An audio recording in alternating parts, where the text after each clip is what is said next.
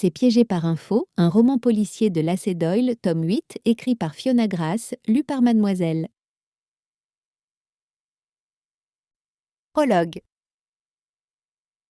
Te voilà, dit Frank. Lacey prit une profonde inspiration tout en le dévisageant, lui, son père, debout sur le seuil du petit cottage décrépit jusqu'auquel sa piste l'avait mené. Elle était à court de mots, car pendant un instant, elle fut sûre d'avoir commis une erreur. Cet homme était si âgé, ridé. Son nez était bien plus gros et plus crochu que celui qu'avait son père dans ses souvenirs. Sa carrure était bien moins imposante, et cette masse de boucles autrefois épaisse et foncée, un trait que lui et Lacey partageaient, avait complètement disparu, laissant un crâne rose et chauve à la place. Mais alors Lacey le vit, l'étincelle dans ses yeux sombres, cette fossette à la joue gauche, ce grain de beauté près de son sourcil droit, c'était bel et bien son père. « Salut papa », parvint-elle à dire. L'odeur ambiante de fumier se fit soudain plus prononcée, forte et intense dans ses narines, tandis que les sens de Lacey devenaient plus aiguisés. À côté d'elle, son patient border collie, Chester, enfonça sa truffe dans sa main, offrant réconfort et soutien comme toujours en cas de stress. « Tu as grandi » lança malicieusement Frank. « Heureusement », répondit Lacey avec un sourire prudent. « Ce serait bizarre si j'avais la même taille que quand j'avais 7 ans. » Sa voix s'éteignit. Le poids du non-dit dans ses paroles planait dans le vide entre eux. Son père dansait d'un pied sur l'autre, embarrassé.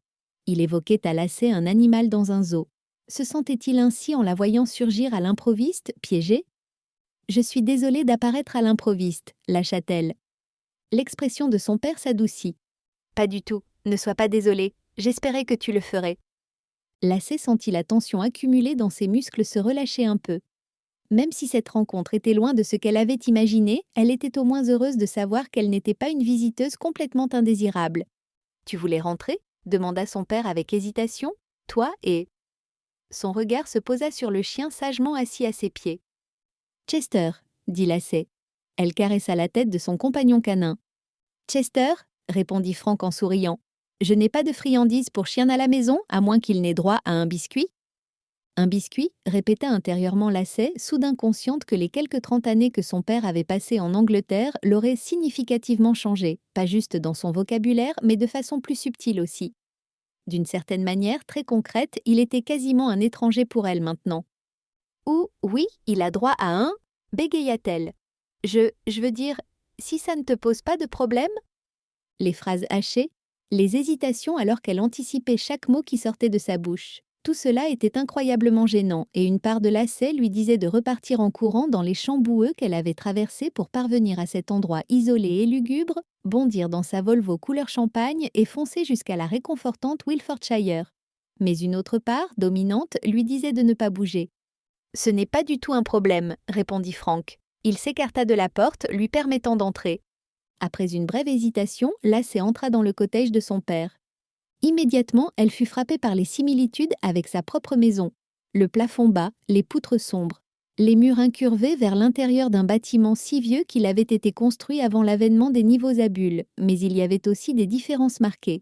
Là où le cottage de Lacey débordait de vie, Chester, Tom, les visites quotidiennes de Gina, celui de son père paraissait petit, solitaire et silencieux. Le seul véritable bruit provenait du meuglement des vaches au loin dans les champs. Chester se faufila dans le couloir étroit et obscur derrière elle et Frank se pencha maladroitement derrière eux pour refermer la porte. Il était assez proche pour que Lacey puisse le sentir et elle ne put s'empêcher de noter que l'odeur lui était désormais complètement étrangère. L'odorat et la mémoire étaient si étroitement connectés, avant, chaque fois que Lacey sentait l'odeur de son eau de Cologne portée par un quelconque homme d'affaires dans le métro, elle en était bouleversée et elle était déçue que ce moment de nostalgie lui ait été volé. Son père commença à s'engager dans le couloir et Lacey suivit, avec Chester, pour fermer la marche. « C'est sympa », dit-elle au passage tout en regardant les aquarelles de paysages encadrés qui décorèrent le couloir. Pas de photos de famille, ne put-elle s'empêcher de penser. « C'est tout ce dont j'ai besoin », répondit Frank. Le couloir s'ouvrait sur une petite cuisine, une qui esthétiquement lui évoquait celle d'un camping-car. Les placards étaient démodés, faits du même étrange vinyle que celui des caravanes. Le chauffe-eau était apparent. Le four était rouillé et vieux. C'était une pièce simple et basique. « Tu prends du thé ?» demanda Frank en se dirigeant droit vers la bouilloire. Lacey parvint à sourire. C'était un comportement typiquement anglais, de préparer une tasse de thé pour n'importe qui à n'importe quelle occasion, bonne, mauvaise, étrange ou dans ce cas-ci, inimaginablement monumentale. Oui, dit-elle. Je vis en Angleterre depuis assez longtemps maintenant pour y avoir pris goût. Donc tu vis ici? Nous espérons que vous avez apprécié cet aperçu. Pour continuer à écouter ce livre audio sur Google Play Livres, utilisez le lien dans la description de la vidéo.